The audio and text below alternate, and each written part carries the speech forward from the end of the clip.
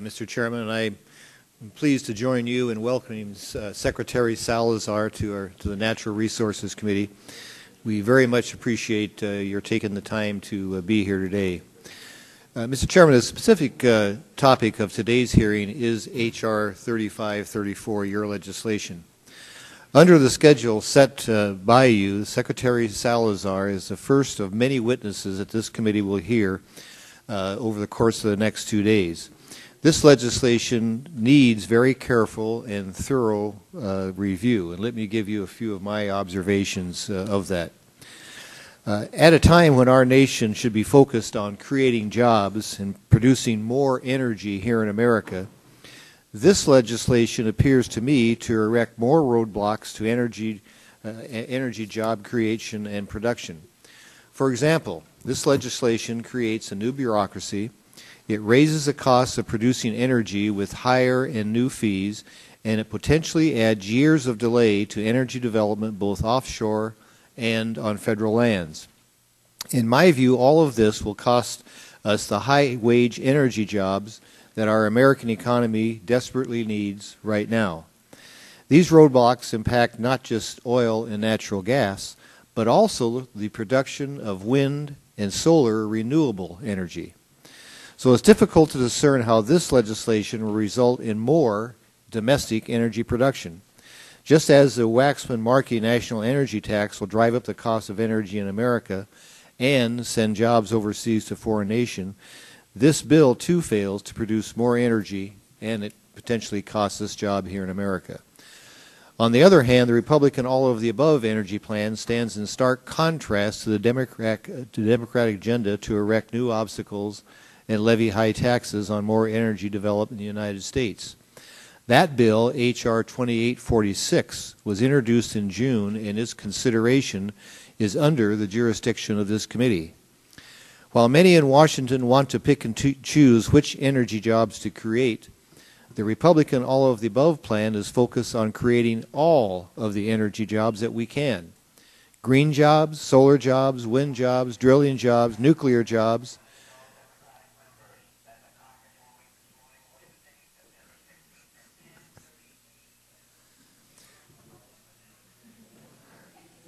I'm glad that is now duly noted. Can't find the off button.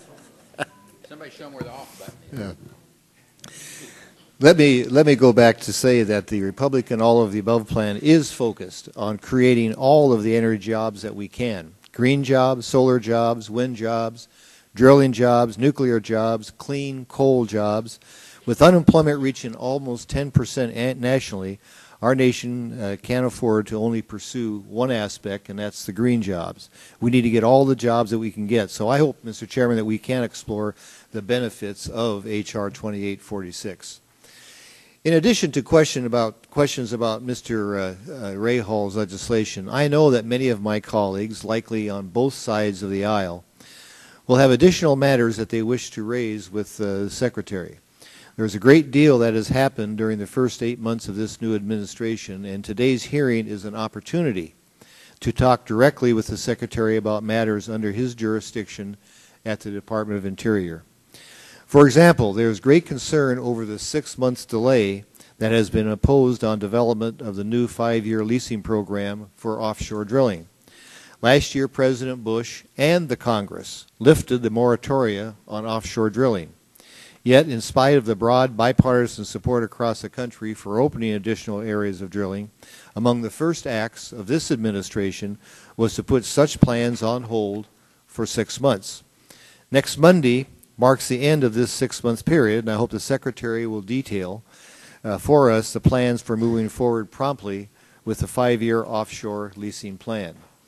At the same time that new offshore leases were being delayed, other actions were taken by the Department that also harmed the production of more American energy and creation of American jobs. Oil and gas leases were suddenly withdrawn in Utah, and oil shale research that would create new jobs in Colorado, Wyoming, and Utah were delayed, and the $31 billion in higher taxes on oil and gas production that were proposed in the President's budget. I know there are members of this committee who wish to try to understand how the spoken words of this administration in support of more energy production matches up against their actions that frankly appear contradictory to their spoken words. There is also the $3 billion in economic stimulus funds that the department received this year. I'm sure many on the committee are interested in hearing how this large sum of money is being spent and how many specific jobs have been created. So, Mr. Chairman, in the interest of allowing as much time as possible to hear from the Secretary, I'll conclude my remarks. And again, thank you for holding this hearing. And I want to thank once again the Secretary for appearing in front of the Natural Resources Committee. And with that, I'll yield back. Thank you, Doc. Members are reminded that pursuant to Committee Rule 3C, they are required to limit their remarks to the subject matter under consideration today. Members are also advised, Secretary, in conclusion, I do highly commend you for your leadership during these 8 months at the Department of Interior, for your stewardship of our public lands, and very highly commend you for your decision today to end the royalty in kind program. Mr. Hastings. Thank you very much, Mr. Chairman, and once again, welcome, Mr. Secretary.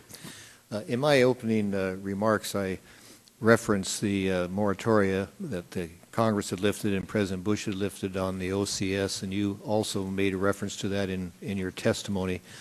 And you simply said that you developed something in a, I think, in a timely fashion. Now, the 6-month period is up next Monday. President Obama in April, I think it was on Earth Day when he was in Iowa, stated, and I quote, "If there is oil and gas in the United States, we should use it," end quote. My question to you is, with the moratoria ending and with the fact that Americans, certainly last year when gasoline went up to $4 a gallon, and Americans all across the country discovered that we have a tremendous amount of reserves in the OCS and in the Intermountain West of crude, but particularly on the OCS, what do you anticipate will come out of the end of the 6-month moratorium, 6-month comment period on Monday, and what do you mean by a timely fashion, and how will that be incorporated into an energy plan? Congressman Hastings, we hope to move expeditiously on finalizing a new 5-year plan for the Outer Continental Shelf, and we'll do that in the months ahead. We also, Congressman Hastings and members of the committee, have always recognized that oil and gas from the Outer Continental Shelf will be part of our energy portfolio for the future. And that's part of the President's vision for our comprehensive energy plan. You will grapple with that energy plan as you all move forward, and this committee obviously will have a major role in all of that. I want to make 2 comments on timing here. First, it is important that we get it right. It is better to get it right than to get it wrong and then to have to go back through the uncertainty of litigation. I will give you the example of the 2007 and 2012 plan under which we are operating now. I was subjected to litigation. The District of Columbia District Court found that the inappropriate environmental analysis had been done. This was not a crazy court that was doing this. It was a court that was just looking at the law, and it said because of the issues that have been raised here relative to the environmental analysis missing from those areas that are going to be impacted from oil and gas development, we're going to throw out the 2007-2012 plan, and they did. And so we came back in with the Department of Justice and my department and said we need to narrow that decision, and it was narrowed down so it didn't affect the Gulf and didn't affect other areas in that 2007-2012 plan. But it underscores, Congressman Hastings, the importance of us doing it right as we come up with a plan. I'll make some generic comments just about where we are at this point in time relative to information gathering. We will complete the 6-month moratorium on September the 20th. My staff, led by Wilma Lewis and Liz Birnbaum and others, will be working on moving forward with the creation of a new 5-year plan. There are realities that we know are out there. For example, on the Atlantic, we know that there's not a lot of information out there, that it's been 30 years since we've developed any seismic information on the Atlantic. On the Gulf, on the other hand, we have extensive information. We have new discoveries. So there's huge potential. But Mr. Secretary, if I may, and my time is, I apologize, but my time is running out. I know Mr. Rahal wants to keep us as much as we can. But technology, new technology has certain come into play advantageously from an environmental standpoint. We saw that when Rita and Katrina, for example, went through the Gulf of Mexico. So we know that there is technology to do things environmentally right. Now, I interrupted you when you were referencing the Atlantic, but it seems to me we certainly have the ability. I would hope that whatever you come up with would be very robust from a standpoint of utilizing these resources. If we're going to be energy independent, certainly we have to use the OCS. And I apologize for interrupting you midway through, but if you'd like to respond, I'd appreciate it. The OCS is important for us. It's part of our energy portfolio for the future, and we'll be devising a plan that is protective of the environment, that takes into account what the stakeholders in those affected communities want, and that takes into account the imperative which I know this committee agrees on, and that's getting us to a new energy future for the country. Good. Thank you, Mr. Chairman. Would it be fair, Mr. Secretary, to say you're not the first Secretary of Interior to address the need for a comprehensive energy plan and the need to end our reliance